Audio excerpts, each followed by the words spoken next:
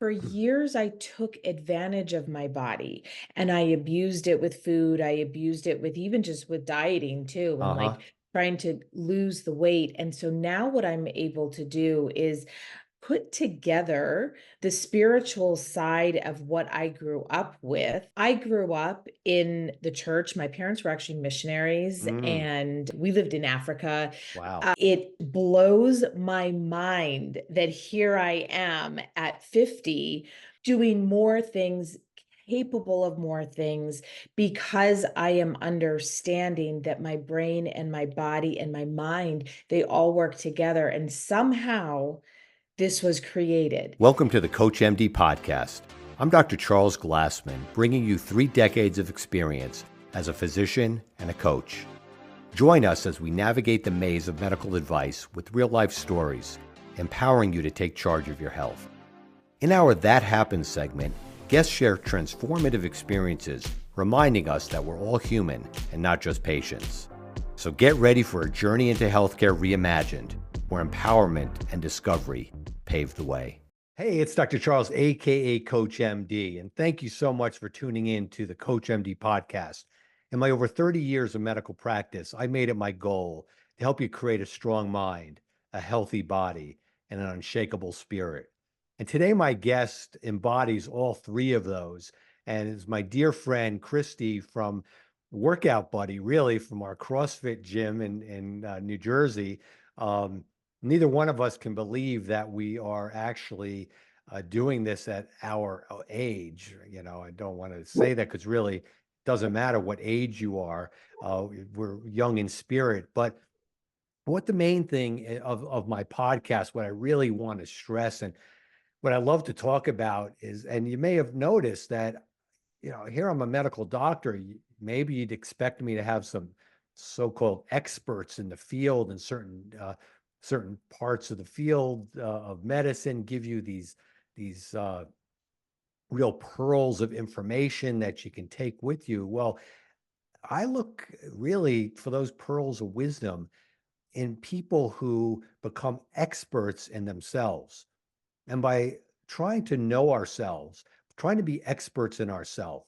And I always say that self honesty and self discipline are the 2 major components for helping us have successful, healthy, truly well lives. And we need to become experts on ourselves.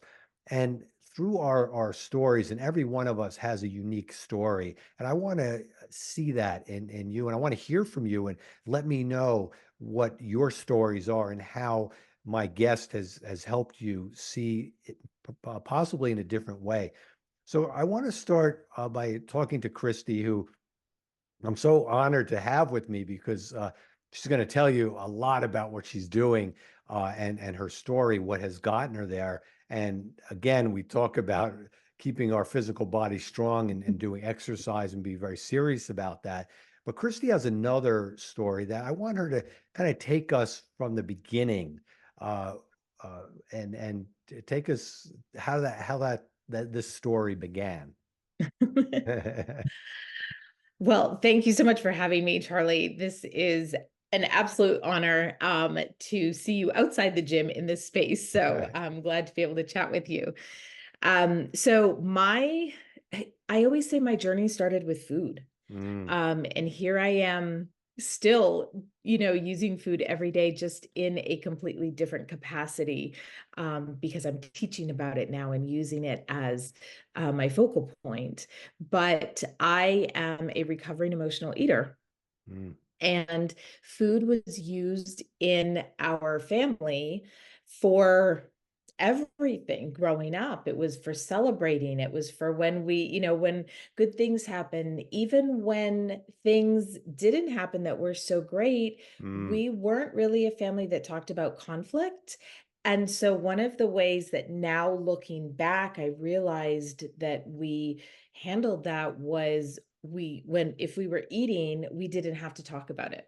right? Mm. Because eating typically makes you happy. Right. It's like a comfort food, right? So, and if our mouths are full, then Right. we can't talk about anything that's like Right. uncomfortable.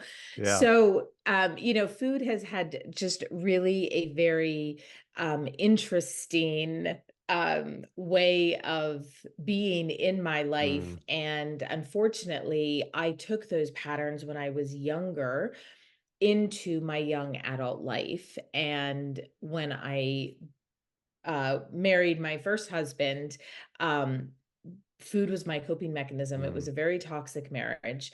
And that's what I used to fill the void at that time because that's what I knew how to do. So I ate, I used food as comfort food. And as a result, um, I ended up gaining probably about 60, 65 Wow. Mm. pounds. And it was when I was 30. So I'm 50 now, and it's so funny to kind of look back at, but 20 years ago, we didn't have the immediate access to Mm. Right. pictures that we do now, right? Right. We actually had to develop the pictures, get them back, like wait that time. And I was 30, I was visiting my brother, and we had taken a picture on my birthday, and he had, it was on his balcony. When I got that picture back, I remember looking at Mm. that picture, and I did not even recognize the person that I saw. Mm. I did not like who I saw, and it made me uncomfortable. And at that time, I had a 5-year-old daughter. I was a single mom. My marriage had ended. And Mm. that really was like the line in the sand for me. Yeah. That Wow. was I have to change. And I didn't know exactly what that meant at that time. I just knew that I had to change, and it had to start with food because food was my driving, like my driving force. And so that was it. That was the moment. And I still use that picture today in pretty much all of everything because that was the defining moment for me. Yeah. Wow. So, I look at the uh, uh, the brain, and throughout my career Mm, in medicine, let me just back up a little bit. When people would come and talk with me and try to help me solve they come to me to solve their problems. It was always I always felt very uncomfortable about that because mm, people would come to me. Let's say you came to me and said, look, I'm very unhappy with my weight, doctor, you have to help me lose weight. And yeah, that's mm. okay, but most of the time it's not about talking about helping. It's actually, can you do it for me? And Doing, yeah. yeah, and I find that, I found it sounds a little odd as a doctor that I really didn't like to take care of people. And that doesn't mean Mm, that I don't like people. I love my patients. I love talking with them, but I wanted to help people empower themselves to take mm. care of themselves. And it made me kind of take a little bit of a detour and thinking about things. And I had to start thinking about what really sabotages people, what gets them in ruts, what gets me in a rut. I had to look at myself first. And I came up with this idea, doing a lot of meditation and spiritual practice and Mm, praying, and kind of got this idea of what is called the automatic brain, which is the our primitive nature, our animalistic nature. And what happens is that our brain will survey our automatic brain, which as these podcasts go on, my audience will learn a lot about this, how I distinguish the brain and the mind, and I talk about our divine nature, which is our mm, our connection, our mind is our connection with that. But the brain is our reactionary uh, part of our being, and it is a primitive, animalistic, and it only responds to one thing, and that's danger, threat, or vulnerability. And whenever the brain detects danger, threat, or vulnerability, it causes us to fight or flee. Now, some of those dangers are comfort zone. Okay, when we go out of our right. comfort zone, when we venture into anything that's unfamiliar or unexpected, and that will signal danger. And so Kristy, describing the emotional eating, well, it was very familiar for you as a child, and our brain is developing from birth to adolescence. Basically, our brain is formed, really mostly formed, 99% formed by the time we reach 14, maybe. So Mhm. all of that childhood learning and what was familiar to you, going away from that would be dangerous. So it's not surprising to me that when started getting as a young adult, that you turned to that because your brain Mm. actually was causing you to flee back into the comfort, flee back, as you said, comfort food, flee Yes, back. And very food, interesting. yeah, food is so difficult because we need Yeah. food, right? We Right. need food to survive. I know. So yeah, so it becomes very hard. So so tell me, when you saw that picture of yourself, all right, what were kind of the first things that you started to do to change that? Because you wanted to change, and again, it was familiar to you to eat like Mhm. that, so you'd have a change in a way your brain is going to process as dangerous. So I'm really curious to see how you were able to really step out of that comfort and get Yeah. control over it. Well, it's interesting. Actually, it's interesting that you use the word control because as an Mm, emotional eater, we many times feel out of control with our mm, emotions. That's why having that food, allows us, in one sense, I guess, to feel control. And so we're kind of like bringing ourselves back to what we know, yeah. And so I had to find a way that I could control what I was eating within boundaries for myself, because I am one of those people, and I still am to this day. If you give me too much leeway, Mm, then I will I will take it, right? right. And so I like to be, I'm a very visual learner. I like to know exactly kind of my parameters and what I'm supposed to do. And I like, I don't even think it probably was called this back then, but meal prepping turned out to be one of the things that was a huge catalyst for me, Wow. because I was a single mom, and going from take takeout and ordering out to cooking at home, that was one of the really big steps for me. Was like, okay, I can't eat out all the time because it was Chinese food, it was pizza, it was French fries, it was Philly Mm, cheesesteaks. At that time I lived in Philadelphia.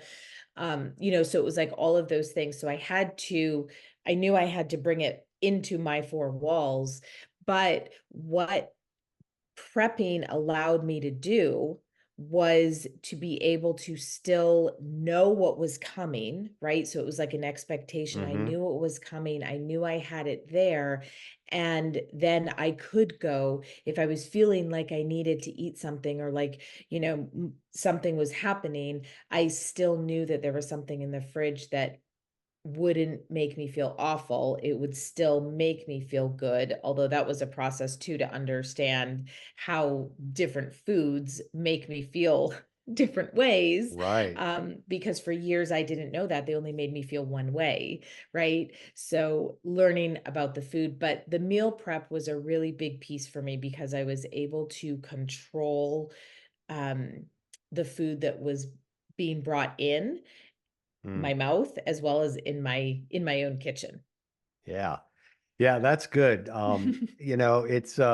It's really amazing because like people will look at you now and they'll say, "Oh, Chris, you couldn't even imagine. You don't know what it's like. I can't do Exactly. that." And so for me, they look at my patients used to look at me and they, "Oh, Dr. Glassman, come on, you don't understand. You're thin. You don't understand."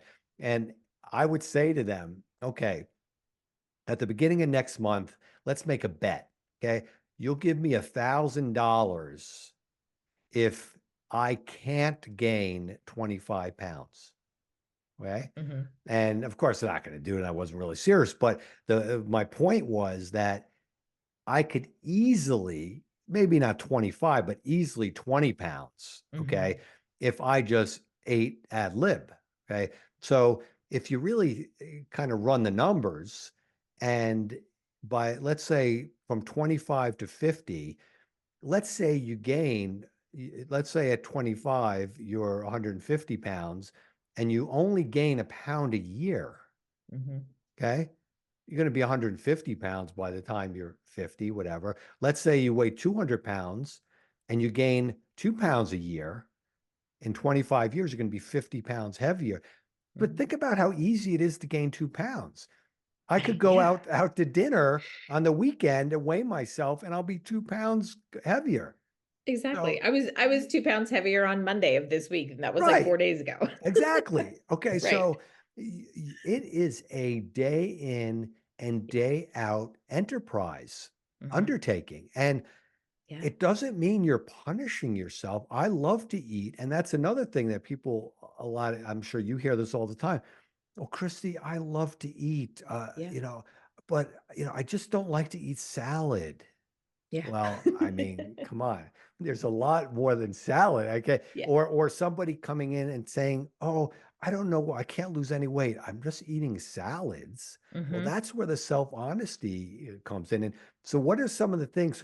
Because now what you're getting into is really helping people to do Mhm. what you did, Right. and it's great. And I want you to kind of, the objections that you hear from people, and a lot of, mostly women, I think, are is your clientele right now who you're Yeah. working with, right? Mhm. Of course, it doesn't matter, male, man, woman, everybody could benefit from what Kristy's doing. But so, what are the things? How do you respond to people who are um, who are giving the objections? Because we know that obesity is, and well, I'll talk about that in a minute, but just, yeah, go ahead and tell me how you do that. Yeah. So, one of the things that is so prevalent with everybody, because this is what we hear and this is what we're inundated with, is the cutting calories to lose weight, or like being in a deficit, right? But they might not even know what that means. Right. So they just know these things. And so what that means for the brain, right? Our little tiny human brain that you were talking about in the flight or fight, it means take away. It means restrict. It means, right? And so then we get into this space of, okay, well, I can't have carbs. I can't have bread. I can't have Mm. potatoes. I can't have anything white. And so right away, we are cutting out, we are restricting. When in actuality, our body needs whole food. It doesn't have to be organic. It doesn't have to be, you don't have to be a vegan, but whole food. And it needs a balanced And when plate. you say whole food, what do you mean by that? Right. So I mean as close to the source as possible. Okay, gotcha. So I mean an apple, not an apple pie. Right. Or Right. apple juice, right? Or right. Yeah. Or an avocado. Right. Mhm. So I actually, avocados is one of the things that I hear. Well, there's too much fat in avocado, so I can't have avocado. Right. Avocado is an avocado. Like Right. you literally, if I could have an avocado tree in my yard, I would, right? Right. Because I you love just pluck avocado. it down. Yeah. So, there's all of those connotations that we hear about food. And so what I do is I don't teach restricting and taking away. Mm. I actually, and this is a really difficult mindset. So a lot of the work that I do with women is mindset, because I'm teaching them how to add food to their plate Mhm. when really they're used to taking it away, right? Or Mm. just having that salad, like you said, just with lettuce and maybe some chicken. They know they're supposed to have protein, so they have grilled chicken, some lettuce, and like maybe a little bit of dressing on the side, right? When in actuality, in order for your body to fully function, and also to be able to lose weight, if that's your end goal, you need to provide energy, you need all of the things. You need protein, fruits and vegetables, and you do need carbs. Mm. You need carbs. Yeah, your brain runs on it.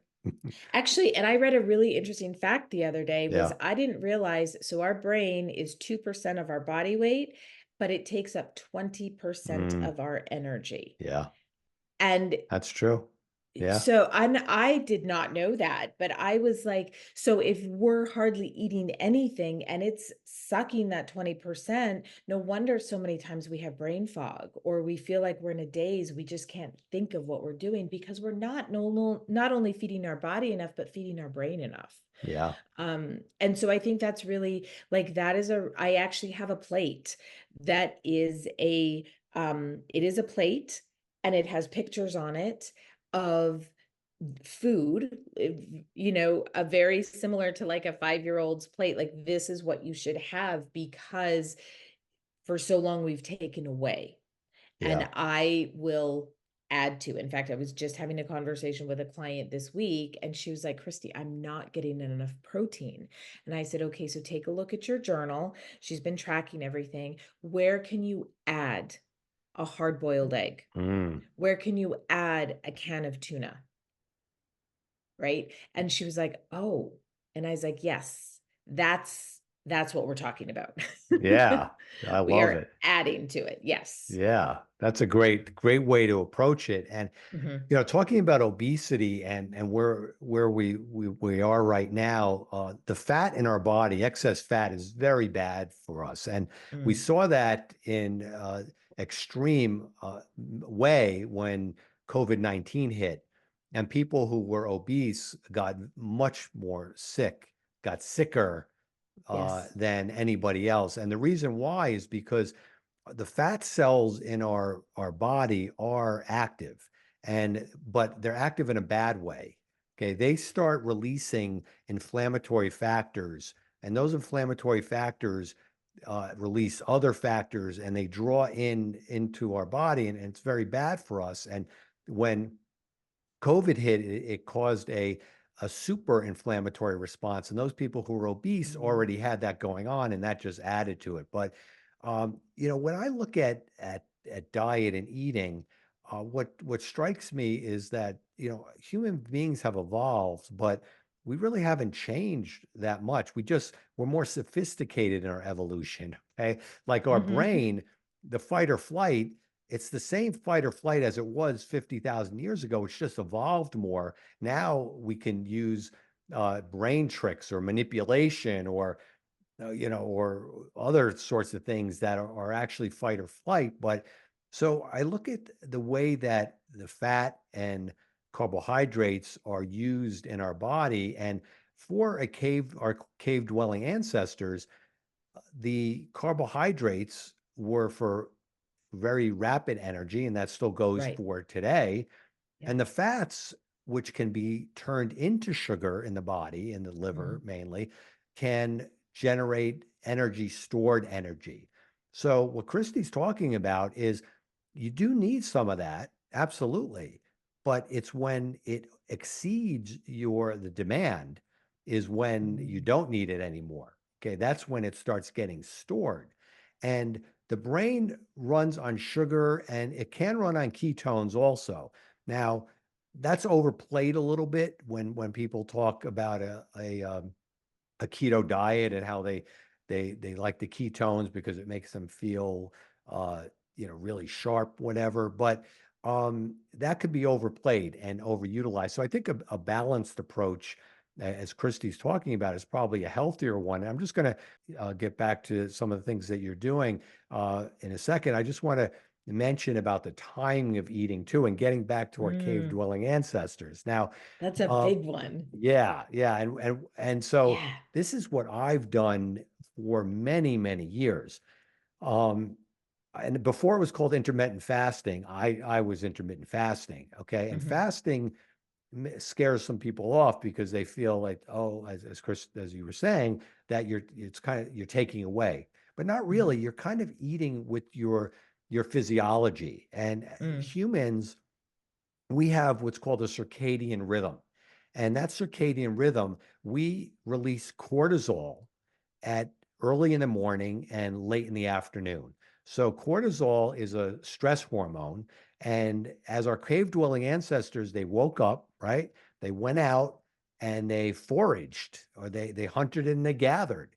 And Hmm. by the time noon rolled around, let's say, they had what they were going to eat for the day.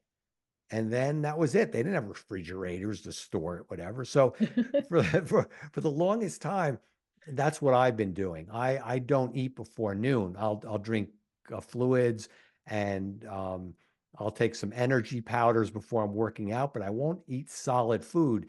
And Mm. what I'm eating, the energy are not high density caloric intake. It wouldn't be. It would considered okay if you're fasting. And so when you see me in the gym, Kristy, I'm on no food, no, for since the night before, Yeah. and I think I'm doing pretty well. It's not Yep. right, right. I don't have to necessarily eat like a lot of people say. Oh, I got to eat before I work out, whatever. So, Yeah. so tell us a little bit about. So well, that's what I do anyway. I don't eat until noon, and I'll stop eating probably. Possibly if I have a snack at night about 8 o'clock, I'll drink fluids, I'll have Hmm. tea, whatever, but not solid food where the body has to do that work. And Hmm. there's a lot of research. A lot of other podcasts talk about that, and you can go there for the research. I'm here to talk to real people, who are doing it and how it's working for them, and what you tell your clients, Kristy. Yeah, so I think, another thing is exactly like going back to what you said, the physiology of your body, right? Everybody's body is Mm, different. yes. For myself, I am not a faster because I rely so much on food, just as that recovering emotional eater. And I have tried it though before. And what it does is it takes me down a whole rabbit trail and I Yeah. tailspin and all I think about is food. And then I'm sucking on pieces of chocolate so I can you know, Hmm. so for me, it doesn't work. And it totally depends on my clients. What I will say for most of my clients, though, is because they are coming from that space of not Mm, eating, it's more of a space of getting their bodies to a balanced state where instead of, getting up in the morning and having coffee and then going until dinner time without eating because that's what they think is best, what we're wow. Yeah. doing is we are making sure, especially because with women, we have hormones involved and when you're up in your 50s and we're doing menopause and like all of those things, right? So Yeah. I um I like to make sure that every 3 to 5 hours, they have something substantial going into their bodies to help keep them balanced. Because once they dip low, Hmm. it takes a lot more work to come back up again, right, from that crash.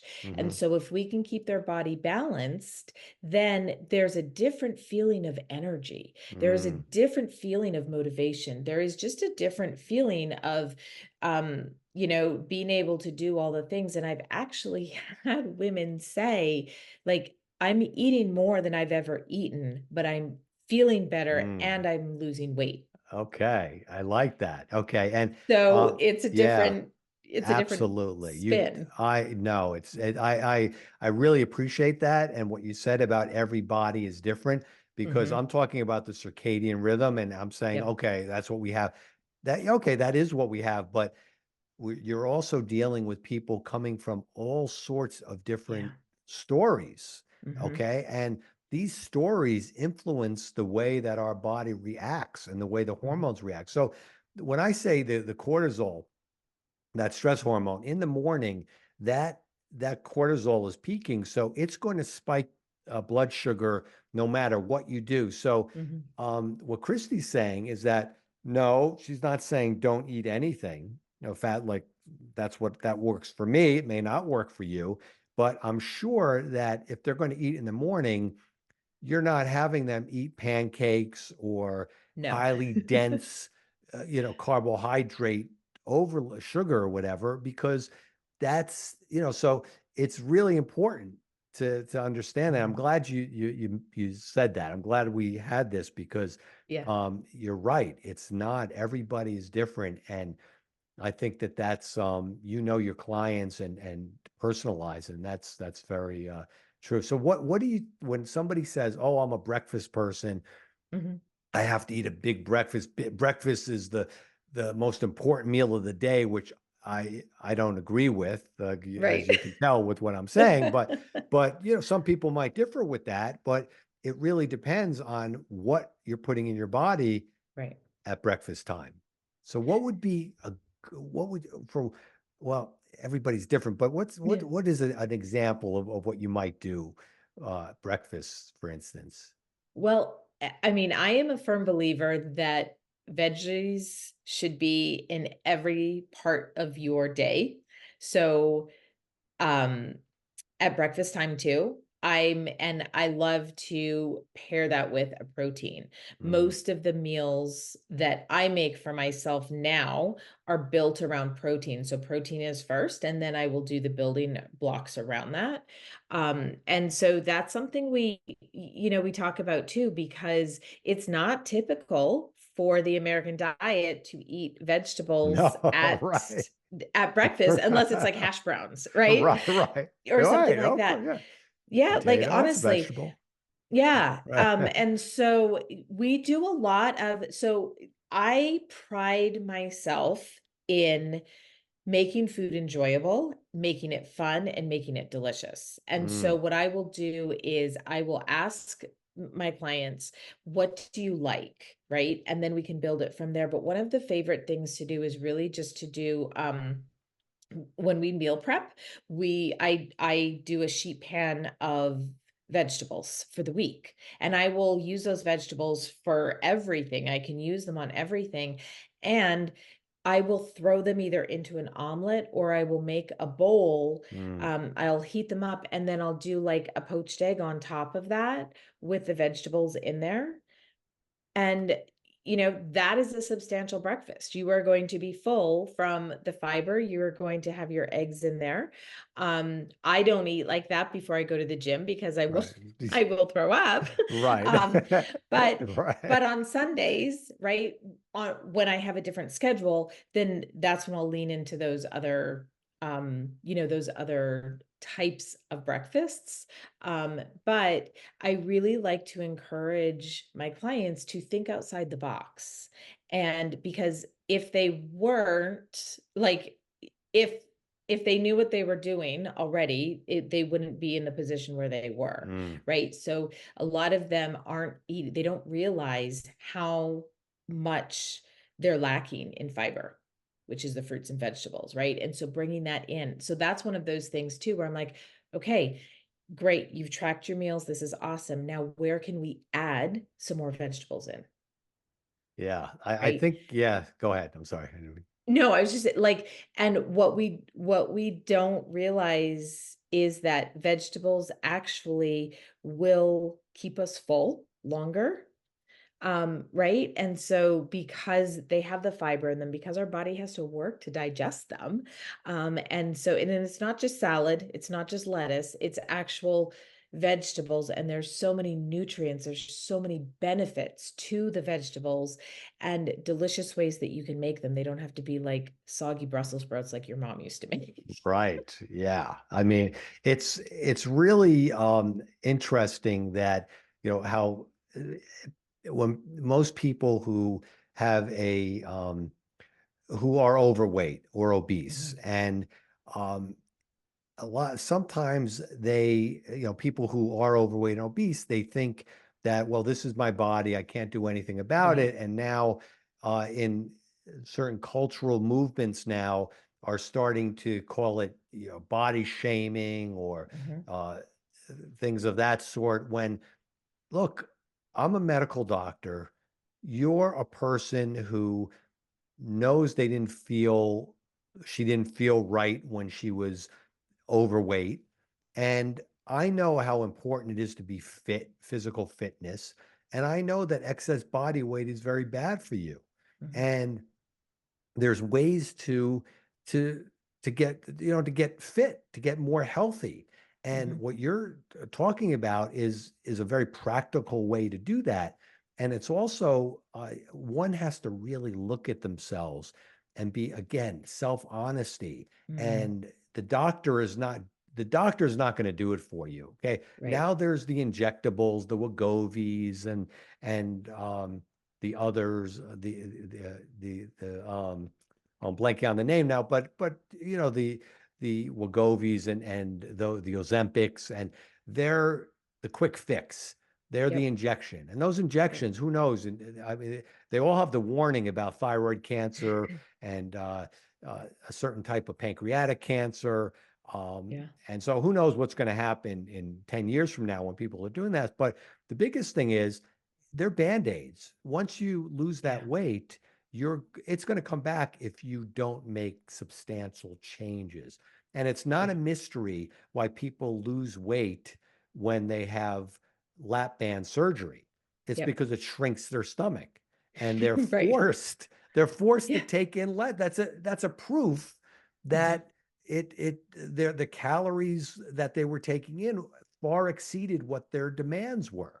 Right. So, but all I would say, and this is just a rough estimate, but I would Mhm. say that 75 to 85% of my patients over the years who had lap band surgery gained the weight back and more. Mhm. It's because the mindset that you're talking about is Yeah. not addressed. And so many people will say, look, I'm obese because I love food. Well, guess what? Yep. I love food. I know Kristy Yeah. loves food. Okay. Yep. It's a blessing to be able to eat and to be Mhm. able to have choices to eat. But if you love food so much, how come you eat so fast? How come you're such in Mm. a rush to get it over with? And I'm Yep. sure that you see that in your clients or Yeah. people you talk to, maybe yourself also. And that's why that, we could listen to all the experts in the world and tell us that intermittent fasting's the way to go, or keto diet's the way to go. And Mm. yeah, but I want to hear again from real people. Let me know what you're doing. The audience is listening. Mhm. Tell me what you're doing, what's worked for you. And Kristy's telling you some really good ways um, to help structure your eating so you're eating smarter. And so when you talked about the mindset and how a lot of what you do is focused around mindset. Tell me some of the things that are important to you to help redirect your clients, the people you're Yeah. working with, their minds to help them. Yeah. Hmm. So, a lot of, I mean, 99.9% of what I do with my clients is what I have done with myself, right? That's like what we were Love talking it. about with personal experience. Yeah. And it's because it has worked and it has worked for 20 years. Hmm. So I continue to do it. And my daughter, so I have two daughters. My oldest when I first started, she's now 25. And I have a younger daughter now who's 10. And so she calls it ghost talking, my little one, because Charlie, I talk to myself Love it. literally out loud. Mm, I have to walk myself through different situations. I have to talk myself and ask myself questions.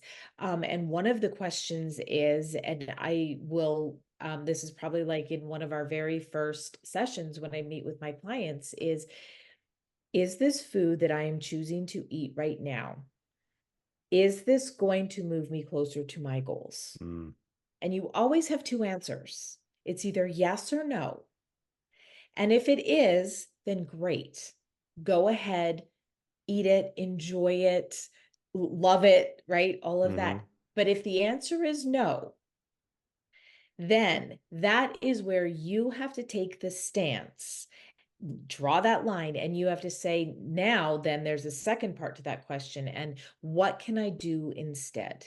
Mm, And that is where the other piece to it comes in with, okay, you know what? I can read a book. I can listen to a podcast. I can put my shoes on and I can go out for a walk for the time that it would take me to eat this for 15 minutes, mm, right? Get that fresh air in, get my body moving. And the effects that are going to happen from doing that, right? It's going to be completely different. And the more times you do that, the more times you can stop and you ask yourself that question, the more time your brain is going to have a reference point to be like, oh, wait a minute, we're not hungry. We're doing this because of fill in the blank, Mm, right? Now, this is our time that we go for a walk, or this is the time where we read those 10 pages in the book. All those things that we say that we don't have time to do, if we really are honest with ourselves and hmm. accountable with ourselves, we do have time to do it. We just have to prioritize it and make the time. And it's the same with our food too. We need food. We Yeah. need food to survive, right? That Yep. is an absolute thing. And working from home is probably one of the hardest Mm, transitions that I had to make, because every time I go downstairs, the pantry's there. It's a few almonds. Almonds are good. Almonds are a right. Right. healthy fat. It's okay. Well, Yeah. by the end of the day, I've eaten a whole bag of almonds, Right. and Right. so like we don't realize how it adds up like that. So when we can walk ourselves through those situations, that's becoming aware of it. Mm, And then we can move to the next spot and the next spot. And this, though, has to be done over time. And the problem with all of those quick fixes that you were saying before, we're not taught how to do that there. yeah. We're not taught how to stop and to become aware and ask ourselves why we're having this, or even just have somebody on the other end, saying, oh my God, Kristy, like I'm just having a really bad day. What can I do? Right. And then knowing that person, knowing that story, and then that's where we Mm, walk them through that. That's a really big piece to it too. I didn't have that. I yeah. did not have that. And I think that is another reason why I'm so passionate about it, because I want women to have the support and the encouragement that they need to be able to get to where they want to go. Yeah. And as you pointed out, a lot of that the eating is through boredom and Mm-hmm. not, having something to do. And that's alcoholics, for instance, when they Mm-hmm. go to AA, that's the first thing they tell them is that Yeah. don't put in situations where you're bored, because Mm-hmm. that's the most common cause of someone slipping up. And I talk about our primitive nature and our automatic brain, and um, how it will cause us to fight and flee anything that's dangerous, threatening, or makes us feel vulnerable. And so, again, just to reiterate, being comfortable is a Mm-hmm. safe place. And if we Yeah. venture out of that comfort, it's our brain says danger, danger, and it will cause us to fight or flee. And Yeah. when it comes to food, especially emotional eater, when it's a reaction, it's automatic. Sometimes Yeah. you're not thinking about it, it just reacts. Yeah. And it's your brain trying to reel you in and trying to keep you in a Mm-hmm. very comfortable place, because as you Yeah. know, it's very uncomfortable. um the mindset is a lot of what I did over the years, and why I came up with the idea of CoachMD. It kind of came to me because I realized I had been in practice for many years, and I looked at what am I doing, and I realized that a lot of what I was doing was being a coach to my patients. And Mm. one of my patients came to me and said how great he felt when he was in the office sitting with me, but then he'd go back into his life and things would unravel. And would I come up with a way to kind of keep him motivated? And so that's Mm. how I had a weekly message first, and then it turned into a book called Brain Drain. And then that was, really not just for him, it began, for many other people as a coach. And I Mm. realized I'm an MD also. So that's how I came up with the word Coach I love MD. it. Right. I love it. Best of both worlds together. Exactly, because I know that our health is our true wellness is mind, body, and spirit. Mm-hmm. And if we address the body and don't address the mind or the spirit, or we just the spirit be very spiritual. I know a lot of people who are very spiritual Mm-hmm. but are very unhealthy. So Yes. I remember making rounds in the hospital one day, and a nurse or I don't know if she was a nurse or somebody who worked for the hospital.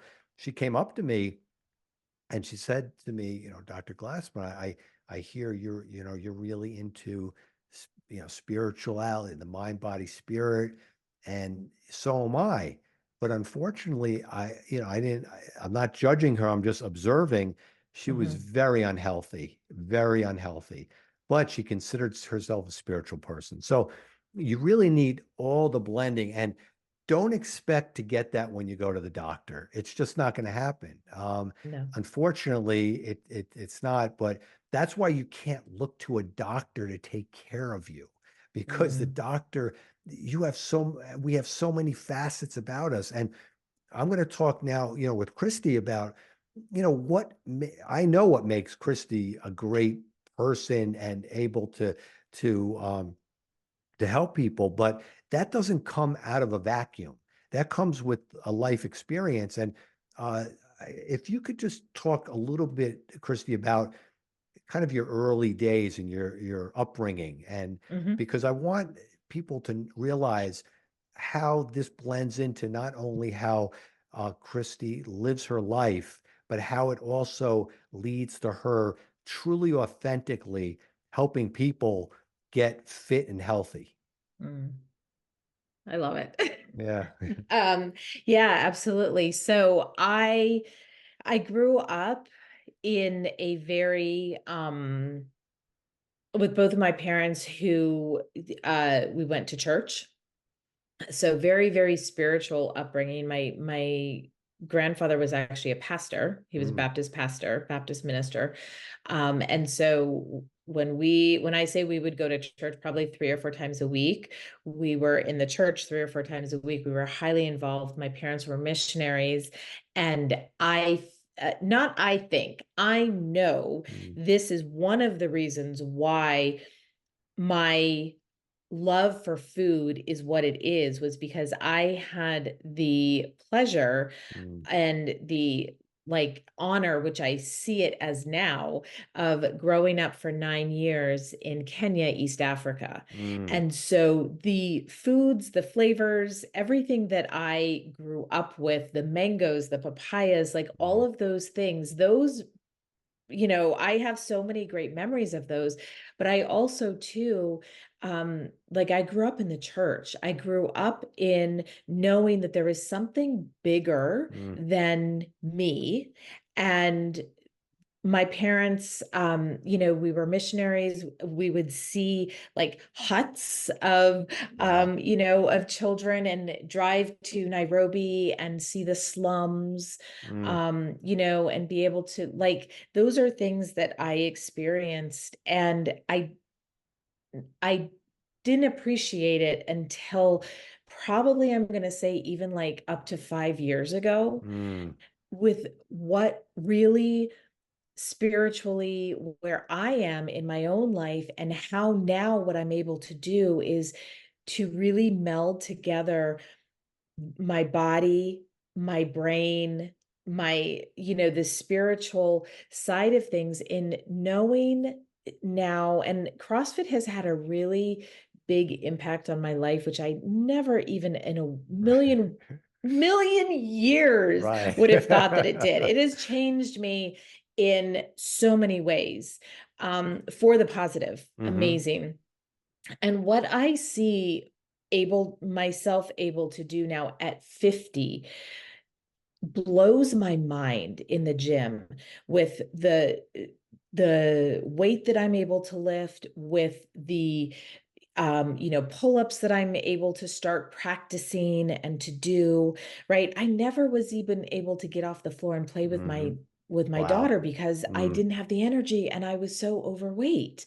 So for me to be able to see this now, but then also seeing how when I eat the right food and I fuel my body properly, that gives me the energy to do the things that I have to do. And my brain, again, it just blows my mind. At 50, I know it's not old because I'm here now, I'm right? But older, Kristy, by the right, way. I know. You're right. But to see how Right. everything works together, Yeah. truly, my body is amazing.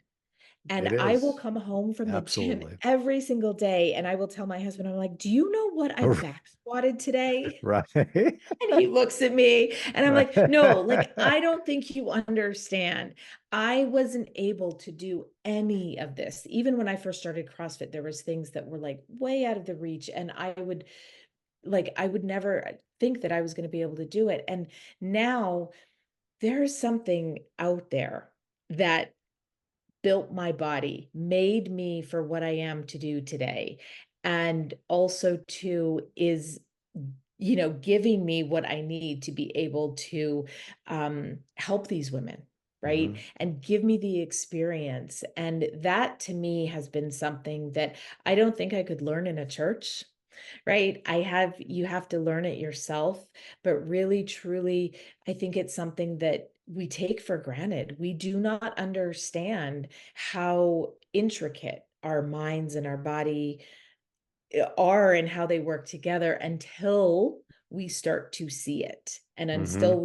until we it's like those little wheels like in our brain, right? That we that those like cartoons of that really is what's happening. Like my body, I would love to be able to like strip off the skin and just see all the fibers and how everything is working together and the muscles and because to me it's amazing. It is absolutely amazing. And I cannot wait to see another 5 years, what I will be able to do at that point, continuing my journey. Yeah. Wow, that's wonderful. And certainly people who watch or and listen to the podcast are from all different faiths and beliefs and spirituality. And I personally have talked about this that I am strongly believe in God, a God, Mhm. and the God that I believe in is the one, the God of Abraham, Isaac, and Jacob, and but that's okay, and that's who I pray to and I believe has guided me.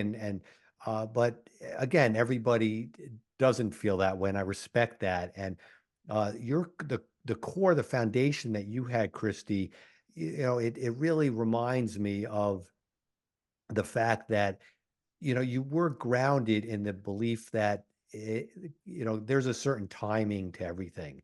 And Mm, the fact that you just started realizing this 5 years ago to me is no coincidence. And you're now able to love on people and have your own mm, ministry in a way where you are bringing uh, those practices or those teachings in a different way. And it's certainly not like you said, it's not specifically what you learned in the church, but in some respects it is. mhm. Because if you really break down and strip down the scripture, there are parts of it that will talk about exactly what you're doing. Yeah. And to me that is a beautiful part, and how you've evolved and how you've grown, and how we all have gifts and talents and skill sets.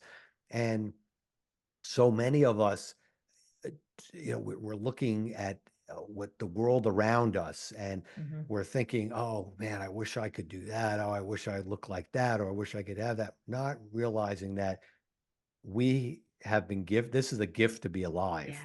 uh, No. it's and it's and we have so much gifts and talents that are just going untapped. And I Mm. really respect that now you're that core of who how you were brought up is kind of showing up in a different way. Mhm. And I think that's beautiful. I think it's really very special.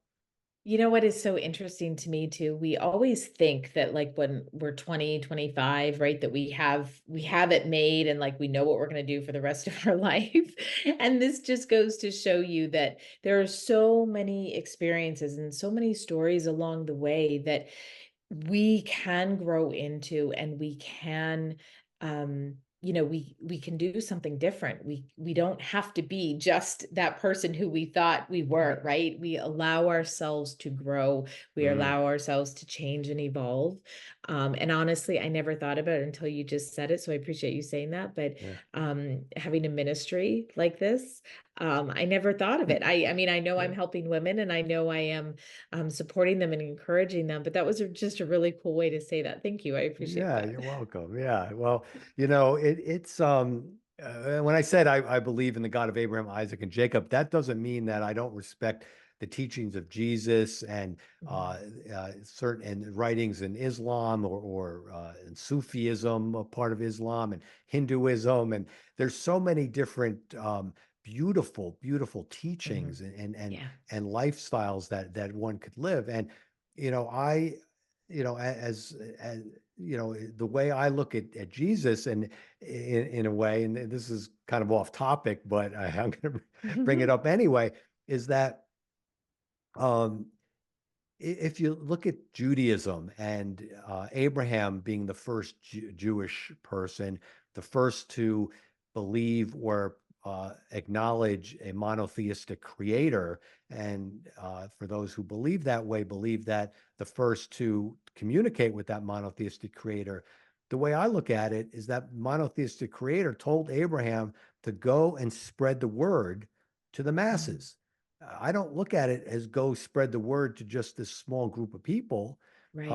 but to the masses. Because without a belief in a monotheistic creator, the polytheism that was existent way back when just after the hunter and gatherer phase, when we became an agrarian culture, about I don't know, 8,000 years ago, um, was very bad, very dangerous world. I mean, it's still not safe, but we're a lot safer than we Mhm. were back when this was happening.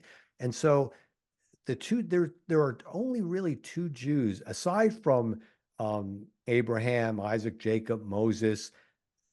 After that, there's really only two Jews who have spread the word of a monotheistic creator to the masses more than any other Jew. And those Jews are Jesus of Nazareth Mhm. and Saul of Tarsus, or Apostle Paul. Mhm. So those are two Jews that actually spread the word to more people about a monotheistic creator than any other Jew in history, really. Okay, so for those of my Jewish listeners who have always felt a little bit uncomfortable hearing about a pastor's daughter or a missionary's daughter talking about things, or have to whatever, open your eyes up a little, open Mhm. your mind, your divine nature, communicate with that part of you, because when you meet with someone like Kristy, you're not only going to get talking about the body as you do when you go to your doctor, because your doctor really is only interested in fixing a very small part of you, Mhm. and they're not going to be doing that if they're not addressing all aspects of that. So, I thank you, Kristy, for what you're doing with your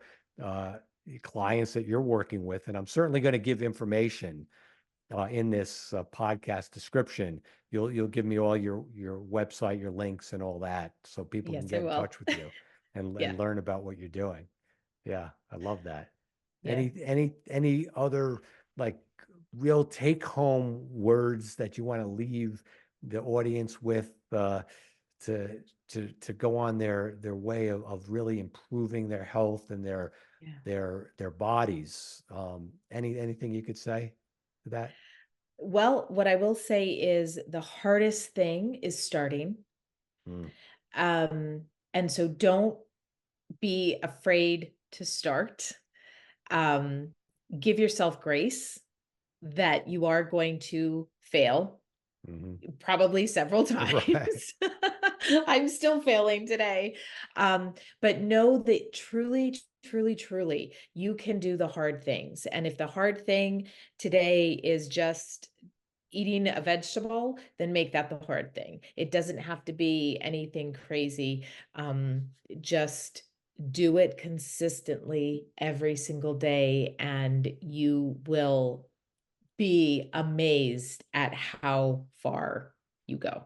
Yeah, I love that. And vegetables are pretty good, I have to say. I You can mean, spice them up pretty good.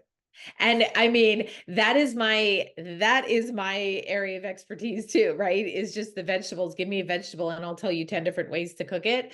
And so that's what I love to do as well, is if you need ideas, I'm here. I'm your Well, I veggie love girl. your videos and your reels on that. And you know, it definitely. And I'm sure your salads are I kick love butt salads. salads. I mean, they're not just your typical, you know, iceberg lettuce and whatever. No. I'm sure they're kick butt to salads. So, all right.